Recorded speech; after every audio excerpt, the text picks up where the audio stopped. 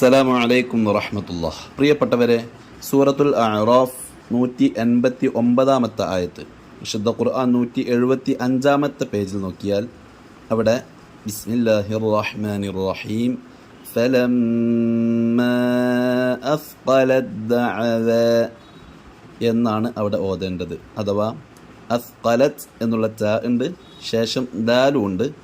ഈ ത-ൻ്റെയും ദാലിൻ്റെയും മഖ്റജ് ഒന്നാണ്. നാവിൻ്റെ തലയും മേലെ മുൻപലിൻ്റെ മുരടും രണ്ടിൻ്റെയും മഖ്റജ് ഒന്നായതുകൊണ്ട് ആദ്യത്തെ സുക്കൂനുള്ള ത-ന് ശേഷമുള്ള ദാലിലേക്ക് ദാലായി ചേർത്തി ഉച്ചരിക്കേണ്ടതുണ്ട്. അതുകൊണ്ട് പിന്നെ അവിടെ നമ്മൾ ത ഉച്ചരിക്കാനേ പാടില്ല. ഫലമ്മ അസ്ഖലത് ദഅവ എന്നും അല്ല ഓതേണ്ടത്. ത പിന്നെ അവിടെ ഉച്ചാരണത്തിലേക്ക് കൊണ്ടുവരികയില്ല, കാരണം ത-ന് ശേഷമുള്ള ദാലിലേക്ക് ചേർത്തിയിട്ടുണ്ട്.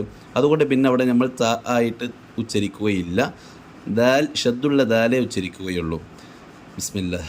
ഫലമ്മാ അസ്ഖലത് ദഅവ, അസ്ഖലത് ദഅവ. ഖാഫ് ശേഷമുള്ള ഫത്ഹുള്ള ലാമിന് ശേഷം ഷദ്ദുള്ള ദാൽ മാത്രം ഉച്ചരിക്കുകയുള്ളൂ. അത് രണ്ടിൻ്റെ ഇടയിലുള്ള ത ഉച്ചരിക്കുകയില്ല. ഫലമ്മാ അസ്ഖലത് ദഅവ അങ്ങനെയാണ് ഓതേണ്ടത്.